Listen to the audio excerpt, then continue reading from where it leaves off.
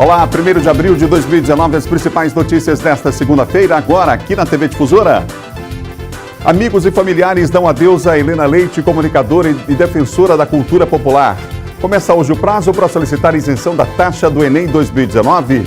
Atos na capital marcam os 55 anos do golpe militar que instaurou a ditadura no Brasil. No esporte, Sampaio e Moto se despedem com vitória na Copa do Nordeste. Cleitinho marca o gol que Pelé não fez. Fique ligado, o Bom Dia Maranhão está começando agora.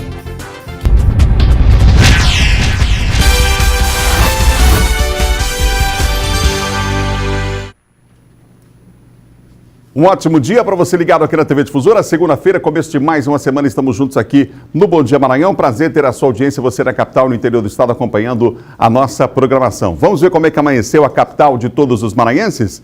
Vamos dar uma olhada no tempo nessa manhã de segunda-feira, 1º de abril, olha só, bela imagem aí do Centro Histórico, tempo nublado ainda, muita chuva na madrugada deste 1º de abril, o mês já começou com muita chuva, tempo nublado, aí você tem imagens ao vivo do Centro Histórico da capital maranhense, já Eduardo Ericeira circulando pela cidade, trazendo informações para você ligado aqui no Bom Dia Maranhão. Estamos começando mais uma semana, começando mais um mês, e você ligado aqui na TV Difusora.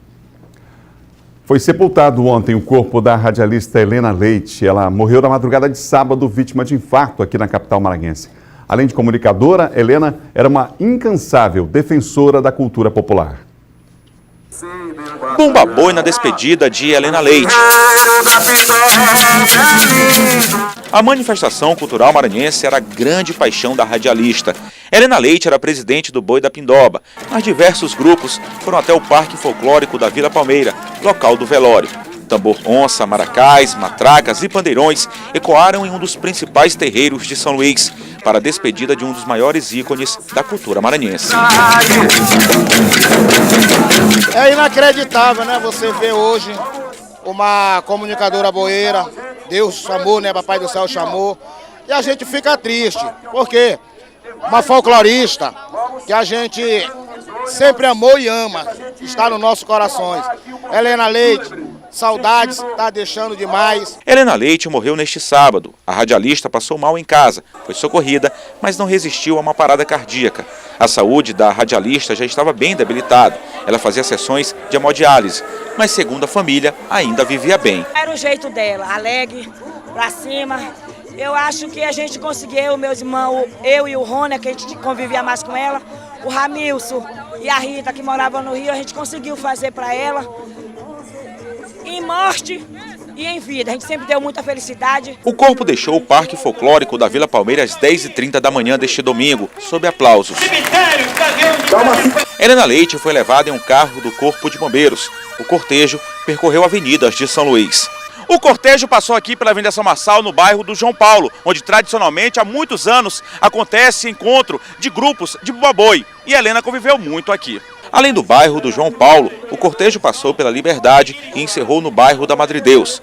Pelo caminho, muitas pessoas aguardando a passagem. A grande maioria militantes e amantes da cultura popular maranhense. Todas as outras entidades do bairro nesse momento está muito sentida pela essa perda. E assim a comunidade cultural em geral, né? E aí nós vamos ficar com essa lacuna, essa voz que se foi. No enterro, mais toadas de bumba boi. Foram várias homenagens à radialista. Foram cerca de 50 anos no rádio. Quem trabalhou com Helena sabe da importância da comunicadora para o rádio e a cultura maranhense. A cultura popular, o boi, o carnaval, o São João, está de luto mesmo. Porque além do mais, calou uma voz nesse universo tão pouco de pessoas ligadas para divulgar a nossa cultura popular. Helena Leite tinha 67 anos de idade e deixou 4 filhos, sendo um adotivo. Deixou também um imenso legado e saudades. A paixão dela é o Boi da Pindoba, a paixão dela é o bumba boi, principalmente de matraca, mas gostava de cacuriá, gostava das quadrilhas, carnaval. E ela fez o que ela pôde, não fez mais porque ela não teve condições. Realmente uma perda considerável aí na comunicação do Maranhão, na cultura também, uma defensora da cultura do Estado, como a gente falou ainda há pouco, como a Helena Leite. A Prefeitura da capital e a Câmara Municipal emitiram nota de pesar pela morte da comunicadora no dia de ontem, prefeito Edivaldo Holanda, também o presidente da Câmara de Vereadores de São Luís, Osmar Filho. O enfermeiro Márcio Ferreira Araújo morreu ontem após um acidente de trânsito na Avenida dos Franceses, aqui em São Luís. O acidente aconteceu logo nas primeiras horas da manhã deste domingo, na Avenida dos Franceses, em frente ao Detran. Um enfermeiro identificado por Márcio Ferreira Araújo, que fez 29 anos de idade recentemente, no início deste mês. Ele estava de moto quando foi desviar de um carro e foi atropelado por um caminhão. Segundo a polícia, o enfermeiro estava indo da plantão no hospital. O sinal de trânsito fechou e o veículo que vinha à frente do motociclista parou. E ele não conseguiu efetuar a manobra, a frenagem da moto e tentou desviar, né? Ele vinha com uma certa velocidade, tentou desviar, foi do momento que ele bateu no caminhão e foi para debaixo das rodas, né? Ele inclusive, já identificamos que é um enfermeiro que trabalhava no socorrão, estava se deslocando até o serviço. Na manhã de domingo, chovia em São Luís e o asfalto estava molhado. Após o acidente, o trânsito teve que ser interrompido na Avenida dos Franceses, no sentido centro da cidade. Teve que ser aberta uma rota alternativa na outra pista. O condutor do caminhão, identificado por Francisco Alexandre da Silva, vinha de Picos, no Piauí, para fazer uma entrega em São Luís. Após o acidente, ele foi conduzido à delegacia para prestar depoimento. O rapaz bateu no outro carro e voou para debaixo do caminhão. Tentei tirar, irmão, mas não deu certo de jeito nenhum. Vinha ligeiro demais. Aí ele bateu e voou para debaixo do caminhão. Tentei segurar o carro, mas não deu jeito não.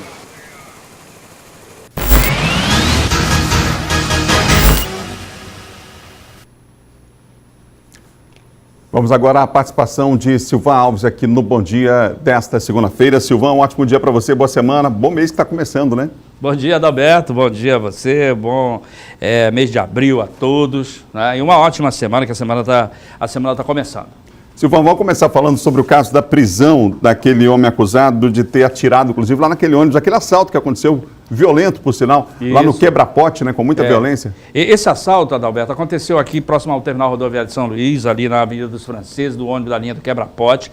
Isso foi na sexta-feira, quando a polícia tinha deflagrado essa operação de combate à violência no transporte coletivo. O ônibus da linha do Quebra-Pote foi assaltado logo na sexta-feira pela manhã, cerca de 10 indivíduos que agiram com muita violência, tiraram o ônibus da rota, levaram para dentro de um matagal ali próximo da reserva do Batatã, e lá teve passageiro com a cabeça quebrada, com coronhada, o indivíduo deu tiro lá dentro do ônibus, e pelo menos, de acordo com a polícia, esse que foi preso agora nesse final de semana, Jonathan Bruno Silva dos Santos, ele seria responsável pelos disparos e pelas coronhadas que foram desferidas contra os passageiros, inclusive provocando lesão em um dos passageiros. Ele foi preso, é morador do bairro São Cristóvão, já possui antecedentes criminais, já tem passagens pela polícia, e agora esse trabalho foi feito pelo pessoal da SEIC, da Superintendência da Polícia Civil da capital, trabalho feito pela Polícia Civil, e agora a polícia está tentando identificar e prender o restante dos integrantes aí desse bando, já que o próprio secretário de Segurança Pública, Jefferson Portela, foi enfático de que é uma questão de tempo para que a polícia possa prender todos esses indivíduos que praticaram esse assalto e agiram com muita violência contra motorista, trocador e os passageiros.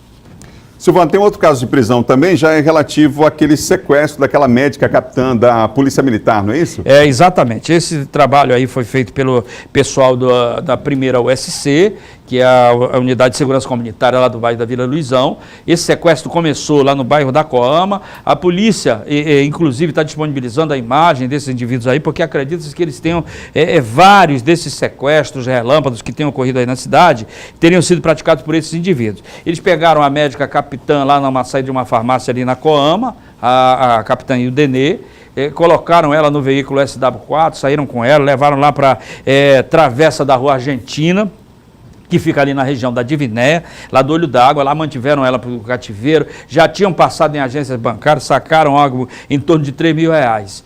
Todos eles já são bastante conhecidos pela polícia, tem passagens, o Wellington Costa Silva, Emerson Costa Pereira, Rodrigo Muniz Reis, Alessandro Pereira Ribeiro, mais conhecido como Marreco, são os 5 bandidos que acabaram sendo presos. Inclusive na casa onde a médica vinha sendo mantida como cativeiro, lá na travessa da Argentina, a polícia encontrou não só os documentos dela, mas como também o revólver que eles utilizaram, uma das armas que eles utilizaram na prática do crime.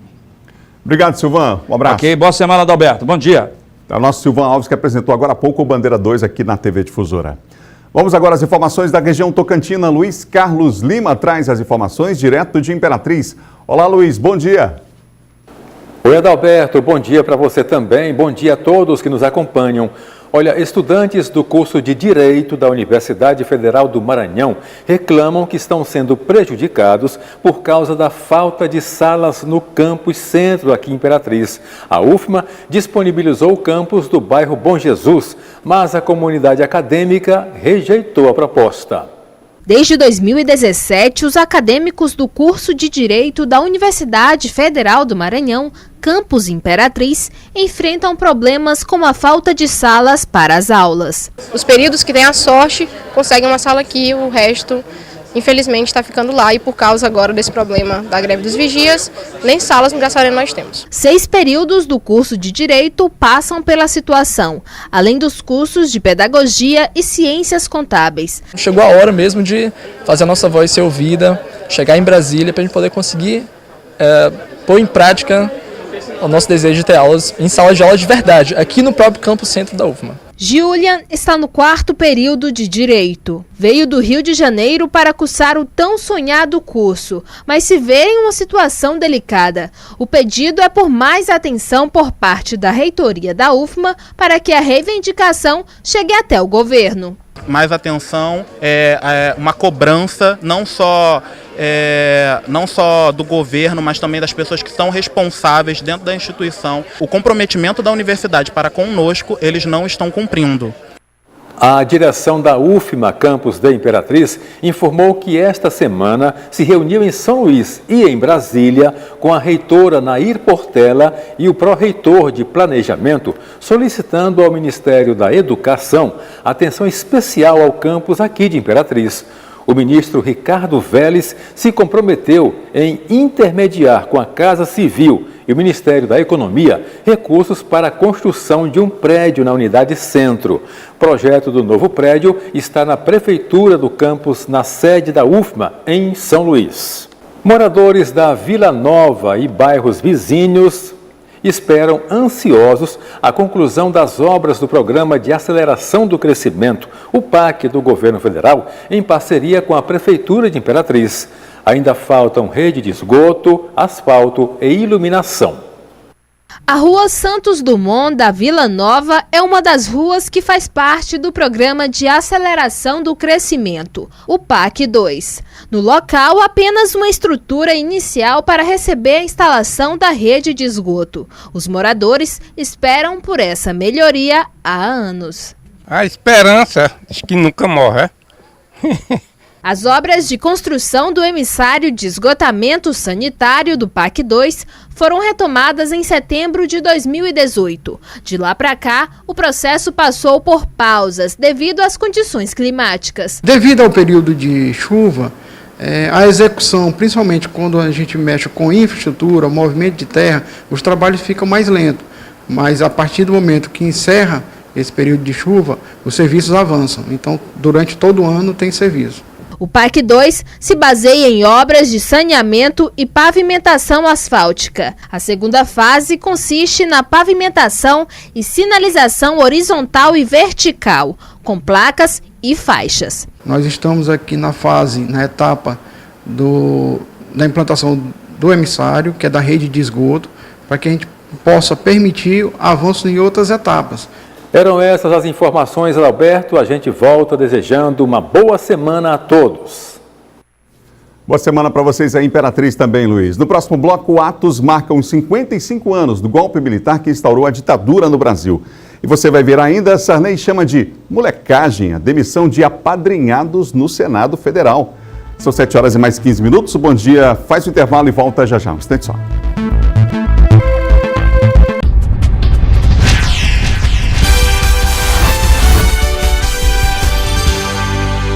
Estamos de volta com o Bom Dia Maranhão ao vivo para todo o estado. São 7 horas e mais 19 minutos. O golpe de Estado que instaurou a ditadura militar no Brasil completou ontem 55 anos. Após o ato, teve início um regime de exceção que durou até 1985. Nesse período, não houve eleição direta para presidente, o Congresso Nacional chegou a ser fechado, mandatos foram cassados, houve censura à imprensa e, segundo a Comissão da Verdade, 434 pessoas foram mortas pelo regime ou desapareceram. Acontece hoje aqui em São Luís mais um evento para lembrar um tempo que não deve voltar nunca mais. Quem tem os detalhes é o Eduardo Ericeira, que está ao vivo com a gente. Eduardo, vamos ver se está ok o sinal do Eduardo. Estamos com um probleminha. Vamos ver se já a gente consegue trazer o Eduardo lá do Centro Histórico da capital, falando sobre esse importante evento. Lembrando que a Universidade Federal do Maranhão também vai realizar um evento nessa semana, mais precisamente no dia 3, portanto, depois de amanhã, mais uma reflexão extremamente importante desse período que deve ser esquecido. Nós temos vários episódios acontecendo aí. Ontem, inclusive, o Palácio do Planalto admitiu a assessoria de imprensa do presidente Jair Bolsonaro de que distribuiu em grupo para jornalistas, um grupo onde o Palácio se comunica com a imprensa, um vídeo que fala sobre esse período da ditadura no Brasil. A gente vai ver um trechinho do vídeo daqui a pouco e a repercussão dele também. Na semana passada, o presidente Jair Bolsonaro emitiu um documento oficial do Brasil falando a respeito desse período da ditadura. A Ordem dos Advogados do Brasil, o Conselho Federal da OAB, o Instituto Vladimir Zog, eles também fizeram uma denúncia junto à ONU, a Organização das Nações Unidas, a respeito desse assunto. E já nós vamos continuar aqui no estúdio também falando mais sobre isso com o professor Lindon Araújo aqui no estúdio daqui a pouquinho. Nós vamos ver agora uma reportagem, vamos mostrar para você, enquanto a gente inclusive tenta daqui a pouco o sinal com o nosso Eduardo, a respeito de um ato realizado nesse fim de semana que reafirmou os princípios democráticos e serviu para refletir sobre esse período sombrio aí da história do nosso país. Vamos ver. A assinatura foi dada pelo governador Flávio Dino ao projeto de lei que concede pensão especial ao líder camponês Manuel da Conceição, lesionado por ação policial no período da ditadura militar. No momento que a gente desafia a ditadura militar, nós desafiamos a ditadura para nós. A assinatura do projeto, que será encaminhado à Assembleia Legislativa, aconteceu no Memorial Maria Aragão. A médica também foi uma das vítimas da ditadura militar no Brasil. Bandeira Tribuzzi, jornalista e poeta, também foi homenageado. Ambos, já falecidos, foram representados por parentes. Minha avó foi vítima de violência na época da ditadura militar.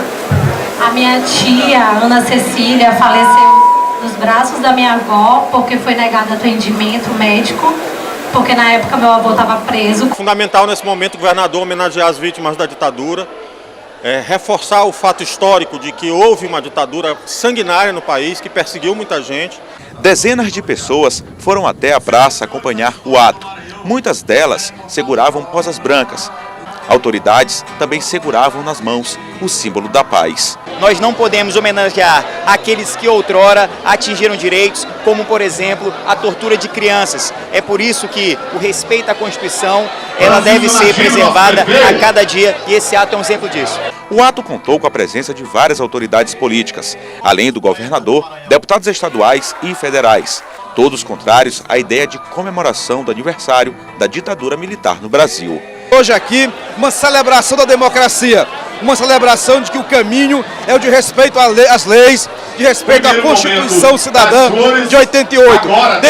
Ditadura, nunca mais, democracia sempre. Representantes do Judiciário e Ministério Público também compareceram.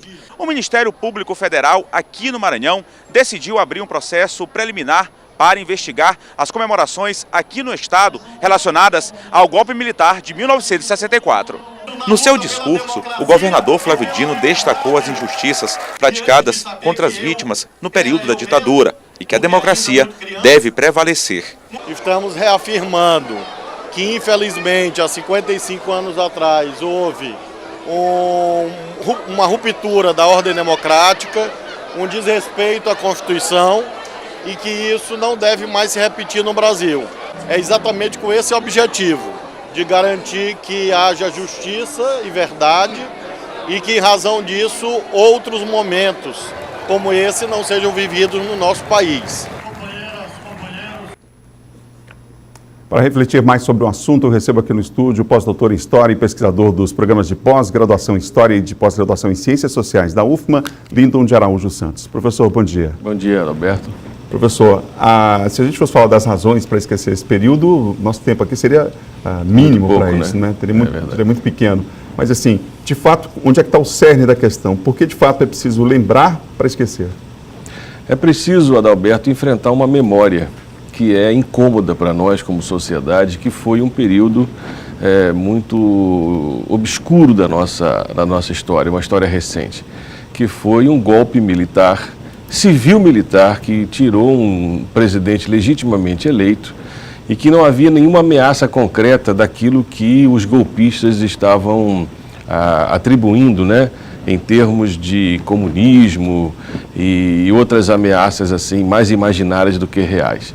Então, nós não temos que comemorar nada, né? Nós temos que lembrar e enfrentar uma memória dos desaparecidos, mortos, das famílias que estão traumatizadas até hoje e que a sociedade e o Estado não se responsabilizaram em enfrentar isso. Então, nós temos que lembrar para enfrentar e não comemorar uma data nefasta para a nossa história política recente, não é?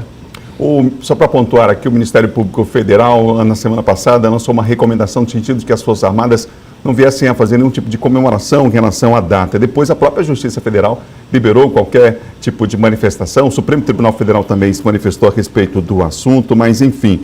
É preciso falar sobre isso também, professor, porque há uma... De certa forma, as pessoas estão sendo conclamadas a revisar a história, né? E a relativizar os fatos. Há quem diga, inclusive, eu lembrei agora da Márcia Tiburi falando de que a ditadura não é questão de opinião. O fato aconteceu. A opinião é se você é a favor ou contra, né? Se você concorda ou não, se aquilo é certo ou errado. Mas, assim, o fato aconteceu. Sim, é preciso pontuar isso também, né? É incontestável que houve um número de centenas de torturados, de mortos, de desaparecidos. Isso está documentado.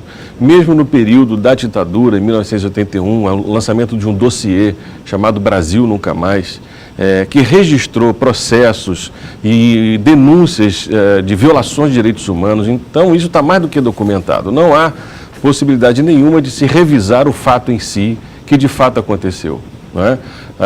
Agora, o que está se tentando fazer é uma disputa de narrativas e de memórias para que não se atribua ao regime militar, à ditadura militar, a gravidade que ele cometeu, dos crimes, né, contra os direitos humanos, contra os direitos individuais e contra a própria Constituição. Então, esse revisionismo é inaceitável diante das evidências incontestáveis da documentação e dos testemunhos também, não é, dos corpos que foram atingidos diretamente pela violência do Estado. Bom, nós tivemos na semana passada, como eu disse ainda há pouco, o presidente Jair Bolsonaro determinou ao Ministério da Fazenda, ao Ministério da Defesa, a produção de um documento com referência ao golpe de 64. A intenção, segundo o presidente, foi rememorar o fato, mas identificar pontos corretos e errados para o bem do Brasil no futuro. E ontem a assessoria de imprensa do governo federal assumiu que distribuiu um vídeo, mas que não sabe quem teria produzido esse vídeo que foi distribuído ontem num canal de comunicação que tem o Palácio do Planalto com vários jornalistas. O vídeo negando que um golpe de Estado instaurou a ditadura militar no Brasil. Nós vamos ver um trecho do vídeo, nós temos o vídeo aqui, nós vamos mostrar agora para você um trechinho desse vídeo que foi enviado em um grupo de WhatsApp para distribuição de informações a jornalistas. Vamos ver um trecho. Se você tem a mesma idade que eu, pouco mais, pouco menos, sabe que houve um tempo em que o nosso céu de repente não tinha mais estrelas que outros, nem nossa vida em nossos campos e bosques mais flores e amores. Se você é jovem, já deve ter ouvido isso dos seus pais. Mas, se você quer mais detalhes, quer depoimentos, quer ter certeza de que isso é verdade, faça uma pesquisa, consulte os jornais, revistas, filmes da época. Você vai ver, era sim um tempo de medo e ameaças. Ameaças daquilo que os comunistas faziam onde era imposto sem exceção. Prendiam e matavam os seus próprios compatriotas. Havia, sim, muito medo no ar. Greve nas fábricas, insegurança em todos os lugares. Foi aí que, conclamado por jornais, rádios, TVs e principalmente pelo povo na rua, povo de verdade, pais, mães, igreja, que o Brasil lembrou que possuía um exército nacional e apelou a ele. O senhor tem lembrança da imprensa ter convocado o exército para intervir? De forma nenhuma. A fala desse vídeo é uma falácia, né? Porque esse clima de terrorismo criado pelo vídeo é historicamente improvável. Entendeu? Pelo contrário, o Brasil estava caminhando para um processo de reforma agrária, de alfabetização, via o plano do Paulo Freire, por exemplo, o maior plano de alfabetização que o Brasil já tinha.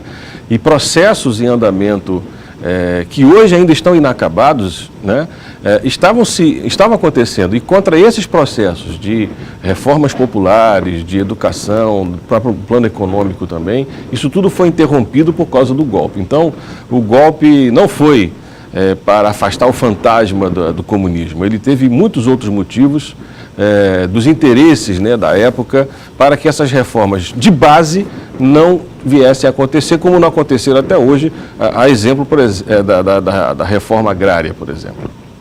Só o detalhe é que a Secretaria de Imprensa não soube dizer quem enviou o vídeo para o canal e também não disse quem o produziu. Professor, enquanto a gente encerra essa entrevista, eu queria mostrar alguns cartoons aqui da época, nos anos 70, começando com o Enfio, também com um cartoon feito pelo Jaguar, mestres no Brasil, Cláudio Secom também, e a gente fosse, então, encerrando essa nossa entrevista, falando sobre os cuidados que a gente precisa ter realmente para a ditadura nunca mais, professor. O cuidado da gente pesquisar, da gente analisar e não se empolgar com qualquer vídeo ou qualquer meme que fale sobre ditadura, né? Nós estamos num período de muito fake, então nós precisamos checar e conferir qualquer informação que nos chegue, né? E, de fato, ditadura nunca mais. Na minha geração, na nossa geração, era inimaginável a gente estar vivendo um cenário que nós estamos vivendo hoje. A gente achava que a ditadura, né, e toda essa ordem de violência por parte do Estado via Forças Armadas era algo superado. E, de repente, nós estamos vivendo de novo esta ameaça. Então, de fato, ditadura nunca mais, é uma conquista da sociedade. Nós temos que celebrar a democracia e não a ditadura. Esse é o compromisso da nossa geração e da nossa sociedade. Professor Lino de Araújo Santos, obrigado pela entrevista. Obrigado, Alberto, a você. O golpe de Estado que instaurou a ditadura militar no Brasil completou, portanto, ontem 55 anos. A gente falou sobre isso ainda há pouco. Mais um ato deve acontecer hoje aqui na capital maranhense. Mais uma atividade está prevista, inclusive, para esta segunda-feira. Quem tem os detalhes é Eduardo Ericeira. Você, Eduardo. Olá, muito bom dia, Adalberto. Bom dia a todos que acompanham o Bom Dia Maranhão. A gente se encontra aqui próximo ao local onde vai acontecer a segunda edição do Diálogos Insurgentes, Adalberto, que é promovido aí pela Secretaria, promovida, na verdade, a segunda edição desse Diálogos Insurgentes, promovida pela Secretaria Estadual de Direitos Humanos e Participação Popular. Na oportunidade serão discutidos aí temas, abordagens envolvendo o golpe militar que aconteceu aqui no Brasil, os 55 anos do golpe militar aqui no país e também da atualidade, o que isso trouxe aí de efeito para a atualidade, fazendo um paralelo, traçando esse paralelo entre esses dias, esse período no Brasil da ditadura militar com os dias atuais, essa questão do que trouxe até os dias atuais, do impacto que trouxe para os dias atuais e também discutido o que ocorreu de fato no período da ditadura militar aqui no país. Para isso vai ter a presença aí de vários políticos, historiadores, pessoas que viveram, pessoas conhecidas aí em todo o país, não só aqui no Maranhão, mas em todo o país, personalidades que viveram inclusive neste momento. A gente lembra que o golpe militar aconteceu no ano de 1964, na oportunidade o presidente João Goulart, ele era o atual presidente, acabou sendo deposto para ter início o período militar. Houve uma dissolução do Congresso Nacional, liberdades civis foram suprimidas, o novo Código de Processo Civil, Penal e Militar permitiu ao Exército e à Polícia Militar o encarcerar de pessoas meramente suspeitas. Quer dizer, um período muito sombrio que teve aqui no país, e isso será discutido hoje aqui na Faculdade de Arquitetura e Urbanismo, no curso de Arquitetura e Urbanismo aqui na Rua da Estrela, no Centro Histórico da capital São Luís, e vai contar com a presença de personalidades, como eu disse, pessoas conhecidas, como a ex-deputada e advogada Helena Riuli, o ex-secretário de Direitos Humanos Eurico Fernandes e também do professor de História Adroaldo Almeida. Serão três palestrantes que vão ministrar aqui, falar sobre esse período da ditadura militar e também sobre a atualidade. A gente volta no estúdio com você, Adalberto. Obrigado, Eduardo, pelas informações. Vamos falar de política com o Diogo Coutrin agora aqui no estúdio. Vem pra cá, Diogo Trim, segunda-feira, começo de mais um mês. Ótimo dia para você. Ótimo dia, Adalberto. Ótimo dia a todos. Diogo, vamos começar falando sobre essa declaração do ex-senador José Sarney, ex-presidente da República, chamando de molecagem as demissões de apadrinhados lá no Senado? Bom, isso, Adalberto. O que acontece lá no Senado, o Davi Alcolumbre é o novo presidente do Senado, foi eleito. E, claro, ele derrotou o Renan Calheiros, o velho cacique Renan Calheiros, que é do MDB. E o Davi Alcolumbre fez uma faxina. Nessa primeira faxina que ele fez no Senado, ele exonerou 149 cargos, aliás, 149 pessoas em cargos ali de confiança e comissionados. E entre essas pessoas estavam assessores ligados ao ex-senador, ex-presidente da República e ex-presidente do Senado, José Sarney. Ou seja, ele exonerou duas pessoas muito próximas do José Sarney, o Davi Alcolumbre, até porque o Davi, Adalberto, do Amapá, senador do Amapá, ali que era ambiente político do ex-senador José Sarney. O José Sarney mudou, claro, para o Maranhão, para São Luís. Ele não é mais ali, não tem mais seu título no Amapá, mas ali naquela época em que ele fazia política no Amapá, eles eram rivais, adversários. E assim que o Davi entrou como presidente do Senado, começou a tirar muitas pessoas, inclusive pessoas ligadas ao José Sarney. Só que algumas delas, que estavam há muitos anos no Senado, ele acabou também exonerando. Isso causou uma irritação muito grande do José Sarney, que ligou para o Davi e disse que isso era uma molecagem, porque não tinha por que tirar essas pessoas que prestavam serviço há tanto tempo no Senado, apesar de ser cargo de confiança, cargo comissionado, e ele achava ali que o Davi estava, num caso, retaliando ele. Então ele cobrou satisfações, claro, o Davi colocou panos quentes, disse que era pressão de outros aliados, pressão de outros políticos, e que ele precisava preencher esses cargos. Ô John, o ex-senador Lobão continua lá no Senado Federal? Continua, por enquanto continua, se o Davi não exonerar também ele, o Lobão, ele tem um cargo lá no Senado, Adalberto, presidente do Conselho Editorial, ou seja, o ex-senador Lobão não foi reeleito, foi derrotado nas últimas eleições aqui no Maranhão para o Senado, mas ele vem ocupando o cargo ali na Câmara Alta como presidente do Conselho Editorial, responsável pelas publicações do Senado. Então o Lobão tem direito também a alguns assessores, 7 assessores lá no Senado, e claro, espera-se que o Davi também não faça isso, faça exoneração do Lobão, mas por enquanto ele continua lá nesse Conselho Editorial, que é um cargo ali, ele é presidente do Conselho Editorial, responsável ali pelas edições, publicações do Senado Federal. Obrigado, John. Até amanhã. Até amanhã, Adalberto. É o nosso John Coutrin participando aqui, nosso colunista de política no Bom Dia. No próximo bloco, vamos falar de esporte. O Cleitinho fez um gol histórico, sensacional no Castelão. Gol que o Pelé não fez, hein? Sampaio e Motos se despedem, portanto, da Copa do Nordeste com vitória. Assunto para depois do intervalo, a gente volta já, são 7h37.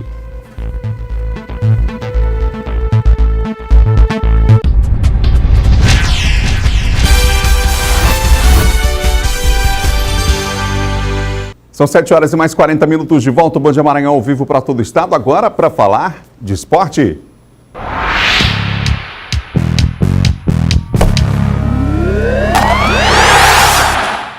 Sampaio e Motoclube se despediram nesse fim de semana da Copa do Nordeste 2019. Eles se despediram com vitória, hein? Jogando em casa, o Sampaio conseguiu sua primeira vitória, inclusive, na Copa do Nordeste, com um gol histórico, antológico, um gol que vai ficar para a história, um gol que, como disse um torcedor comentando lá nas redes sociais de Sampaio, se eu pudesse, eu pagava o ingresso dobrado, gol do Cleitinho. Vamos ver.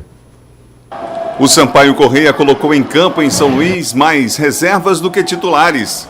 Durante o primeiro tempo, os times alternaram jogadas de ataque. As melhores chances do Sampaio apareceram com Lucas Gabriel e Ulisses.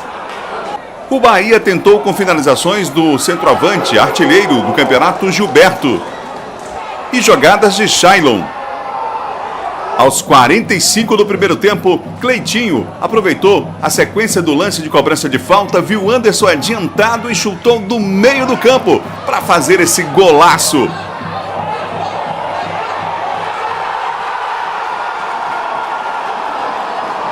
No segundo tempo, o Bahia tentou, mas o Sampaio manteve a postura. E a equipe baiana chegou mais perto somente aos 31 minutos com o Fernandão. O Sampaio ainda fez o segundo gol com o Ulisses, mas o impedimento foi marcado. O Sampaio conseguiu tocar a bola e segurar o jogo com resultado favorável. e acabou se despedindo da Copa do Nordeste com a única vitória que teve na 8ª rodada, mas despachou também o Bahia, vice-campeão da Copa do Nordeste do ano passado da competição. É do futebol, a gente fica triste, mas a gente não pode carregar isso, senão atrapalha a gente durante o ano. A gente tem um ano importante pela frente, então a gente não pode deixar isso nos abalar não. Manter o grupo unido, forte e vamos que vamos. A gente tem um elenco muito bom, muito qualificado. Os resultados não vêm acontecendo, mas a gente tem um excelente grupo. Julinho é um excelente treinador, ele sabe utilizar muito bem as peças, sabe encaixar muito bem o esquema tático. A gente vai trabalhar forte, continuar ouvindo o Julinho, que essa equipe ainda tem muito a crescer e dá muita alegria para o torcedor nessas semifinais. A gente chega com mais confiança, né? Os jogos finais aí, já vamos trocar o chip, né? Não pode falar. Agora pensar no Imperatriz, um adversário difícil. O Sampaio não é favorito, o favorito é aquele que faz a melhor campanha, então acho que a gente vem a respeitar sim a equipe do Imperatriz, mas claro que a gente vai montar nosso grupo para terça-feira aí, para a gente sair daqui com um bom resultado para levar lá para a Imperatriz e sair com a classificação. Que golaço, hein, gente? Olha, já começou a campanha, hashtag Cleitinho no Puskás, de melhor gol do ano, aí, portanto, quem sabe, né, um prêmio importantíssimo no mundo inteiro, reconhecido, quem sabe o nosso Cleitinho lá. O técnico Ederson Moreira foi demitido na noite de ontem no comando do Bahia, um dia após a eliminação da Copa do Nordeste. Portanto, o Bahia é eliminado e perdeu também o treinador. Confira agora outros resultados da rodada que apontou os times que seguem para as quartas de final da Copa. Nos jogos, bola rolando e o Vitória garantiu classificação com empate com o Náutico em 1-1. O Sampaio Corrêa Carrasco, pelo segundo ano do Bahia, venceu por 1-0 em São Luís no Castelão. Golaço do Cleitinho, belo gol, venceu a equipe do Bahia por 1-0, eliminou o Bahia, inclusive, de chances de classificação. O CRB ficou no 0-0 com o Botafogo e também as duas equipes se classificaram com esse resultado, esse empate sem gols. O Santa Cruz meteu 2-0 no Confiança e está classificado o time pernambucano. O Salgueiro, na partida que a TV Difusora transmitiu e que teve esse belo gol aí do Fernando Sobral, venceu o Salgueiro por 3-1. 3 para o Ceará, 1 para o Salgueiro. O Ceará classificado e o Fortaleza meteu 1-0 no ABC e também se classificou, inclusive, como primeiro do seu grupo. De parabéns também o Motoclube que venceu fora de casa, bateu o Sergipe na sua despedida da Copa do Nordeste por 3-1. 2 gols do Gleicinho, que brilhou mais uma vez, e um gol do Vander. O Moto bate, portanto, o Sergipe na última rodada, venceu por 3-1. A gente vai ficar devendo as imagens hoje aqui para você. Vamos tentar, na hora D, trazer as imagens desse jogo. E o Altos perdeu para o CSA por 2-1. Portanto, classificação da equipe alagoana, o CSA classificou-se com vitória fora de casa em cima do Altos por 2-1. Aliás, nós temos aí 2 equipes do Ceará, 2 equipes de Alagoas, né? 2 equipes de Pernambuco também, nessa reta decisiva, agora nessa fase decisiva da competição, quartas de final da Copa do Nordeste. Confira agora as 8 equipes classificadas para a próxima fase da Copa do Nordeste, como é que ficou aí a classificação do G4 ao final da última rodada da primeira fase. Na classificação, os 4 times na próxima fase: Fortaleza, Santa Cruz, CRB e Vitória pelo Grupo A. E no Grupo B, Ceará, Botafogo, CSA e Náutico. E agora vamos ver os confrontos da próxima fase da Copa do Nordeste com transmissão aqui da TV Difusora. Os times maranhenses saíram da competição, mas a equipe da Difusora continua na competição. Olha só, esses são os confrontos, hein? O Fortaleza vai enfrentar, gente, nas quartas de final, a equipe do Vitória da Bahia. O Santa Cruz vai pegar o CRB. Já do outro lado da chave, lá na direita, o Ceará enfrenta o Náutico, jogão de bola também, só tem clássico aí, né? E o Botafogo enfrenta a equipe do CSA. Você vê aqui no chaveamento, no confronto, pode pintar de repente Fortaleza e Ceará ali numa decisão, né? Você pode ver aí no detalhe, já que evidentemente precisam passar ainda da fase semifinal, mas eles estão em chaves absolutamente diferentes ali, você observa no detalhe: Fortaleza e Vitória, Santa Cruz e CRB, Ceará e Náutico, Botafogo e CSA são os próximos jogos da Copa do Nordeste 2019. Nós vamos continuar acompanhando a competição aqui na Difusora, exclusiva em sinal aberto, só aqui no SBT, só aqui na Difusora, hein? Pelo segundo ano consecutivo. Vamos mudar de assunto, a gente estava falando de futebol, vem aí, lembrando que amanhã já tem Sampaio e Imperatriz pelo Campeonato Maranhense de Futebol. O Sampaio já começa a treinar hoje de olho, já vira a chave, como disse o Cleitinho.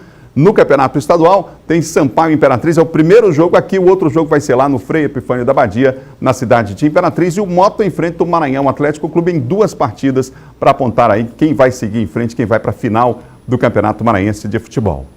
Do futebol para o kart, foi aberta nesse fim de semana a temporada do kart aqui na capital. O lançamento aconteceu na última sexta-feira e o campeonato desse ano, olha, promete. Com o lançamento foi dada a largada para o Campeonato Maranhense de Kart 2019. Este ano a modalidade tem novidades. Entre elas está a parceria com uma empresa de automobilismo, o que possibilitou com que todos os motores de algumas categorias sejam iguais. Os motores sendo iguais e sorteados, ele iguala os pilotos. O que vai sobressair é o talento de cada um com o ajuste do kart. Isso no final da prova vai dar a diferença. O Campeonato Maranhense de Kart será composto por 8 etapas e 3 categorias. São 3 categorias, cadete, F4 e 2 tempo, sendo que há subdivisões entre essas categorias. Mas são essas 3 categorias que a priori vão iniciar o campeonato amanhã, porque ainda tem a categoria batom, que são das mulheres. Mas essa corrida só tem a partir da segunda etapa, porque elas só correm 4 etapas durante o ano, enquanto os pilotos correm 8 etapas. As novidades foram apresentadas para os pilotos, que também acreditam no aumento da competitividade. Com essas novas regras desse campeonato, vai ser um campeonato mais equilibrado, onde o que vai ser de diferencial vai ser o piloto, e não o tanto de investimento que o piloto faz. Então isso torna mais equilibrado e torna mais disputado esse ano de 2019. Então os motores que faz diferença, né? E aí agora o braço mesmo, aquela peça entre o volante e o banco que vai fazer a diferença realmente esse ano no kart. Muito legal, né? Um esporte fantástico, o kart. Lembrando que ontem já os motores roncaram lá no kartódromo aqui da capital. A gente vai ver amanhã os resultados, os detalhes do começo, da largada do Campeonato Maranhense de Kart nesse ano de 2019, tá bom? Vamos mudar de assunto. Olha, estudantes que querem fazer o Exame Nacional do Ensino Médio, o Enem, podem solicitar, a partir de hoje, a isenção na taxa de inscrição do exame. Nós vamos saber mais agora com o Eduardo Ericeira voltando a participar aqui do nosso Bom Dia Maranhão. Eduardo, muita chuva aí, a gente já vê nas imagens. Enfim, e é preciso ficar atento a hoje, a data de hoje. A partir de hoje já podem pedir a isenção no Enem, não é? Pois é, Adalberto, as inscrições aí para o Enem, aquelas pessoas que desejam aí ter isenção na taxa do Enem, podem aí solicitar essa isenção a partir de hoje, dia 1º de abril, até o dia 10 de abril, portanto aí 10 dias que as pessoas têm direito a fazer esse pedido de isenção. Isso aí depois será analisado pelo Ministério da Educação por meio aí da comissão que integra o Exame Nacional do Ensino Médio. Vale lembrar que quem tem direito à isenção dessa taxa, que até subiu, no ano passado era de R$ 82,00, subiu para este ano, R$ 85,00 é o valor da taxa de inscrição para o Enem. Tem direito à isenção os alunos que estão concluindo o ensino médio, estão, portanto, no 3º ano do ensino médio, agora em 2019, na rede pública, estudando na rede pública de ensino. Também aqueles estudantes que estudaram durante toda a vida em escolas da rede pública e também alunos que estudaram em escolas da rede particular de ensino, como bolsista integral. Essas pessoas também têm direito, só que aí vale uma análise, esses alunos que estudaram em escola da rede pública, escola da rede privada, como bolsista integral, será analisado se atualmente, agora no ano de 2019, a família, a renda por pessoa é igual ou menor que um salário mínimo e meio, que para este ano em valores aí corresponde a cerca de R$ 1.497. Essas são as 3 categorias que se enquadram aí para isenção. O resultado será divulgado no dia 17 de abril, o INEP vai divulgar se a pessoa teve direito ou não. Os recursos até de 22 a 26 de abril e o resultado do recurso será divulgado até o dia 2 de maio. Voltamos com você, Adalberto. Obrigado, Eduardo. Dá para ver que está chovendo bastante aqui na capital nesse momento, né? Chuva forte também na madrugada. Vamos ver com a previsão do tempo aqui na capital e no interior do estado. Vamos lá? Vamos dar uma olhada? São Luís hoje, vamos começar com as 3 cidades aqui. São Luís, também Imperatriz e Caxias. Em São Luís hoje, gente, tempo nublado, pancadas esparsas de chuva. A mínima 25, a máxima 30 graus. Lá em Imperatriz, da região Tocantina, tempo nublado, probabilidade de chuva ocasional isolada também. Mínima de 24, máxima 33 graus. Caxias, da região dos Cocais, tempo nublado hoje, em chuva a qualquer momento em áreas isoladas, mínima de 24, máxima de 34 graus. O laboratório no GEO, Núcleo Geoambiental da UEMA, também informa, vamos para mais 3 cidades? Informa mais 3 cidades para a gente, começando com Bacabal, agora Bacabal, Balsas e Barra do Corda. Em Bacabal hoje, tempo nublado, chuva ocasional isolada, mínima 24, máxima 34 graus. Em Balsas, céu parcialmente nublado, possibilidade ocasional de chuva isolada, mínima de 20, máxima de 33. Barra do Corda agora, tempo nublado também, probabilidade de chuva, mínima de 24, máxima 33 graus. É o Labnet, Laboratório de Meteorologia da UEMA, parceira aqui do Sistema Difusora de Comunicação. São 7h52 agora. Em um mundo em que crianças e jovens passam boa parte do tempo em eletrônicos, muitos pais levaram os filhos no domingo para uma atividade diferente. Tudo como parte de uma feirinha que incentiva uma viagem pelo mundo da leitura. A animação de Andresa em meio aos livros mostra logo que o mundo das letras já faz parte da vida dela, apesar da pouca idade. Que tipo de historinha tu gosta de ler? Da Esther. Da Esther? É a tua preferida. Gosta dessa, né? Gosto. Tudo incentivado pela mãe, que sabe bem o poder da leitura para o desenvolvimento das crianças. Na era que nós estamos vivendo, então a era da informática, o papel, o livro, ele abre mente, não só a mídia, mas eu creio que aumenta o vocabulário da criança, e abre a mente da criança para imaginar, entendeu? Quando eu mostro um livro para minha filha, ela imagina só letras, mas ela vai criar um mundinho na cabeça dela. E justamente para incentivar a leitura desde cedo, essa feira de livros infantis foi montada no meio deste shopping da capital.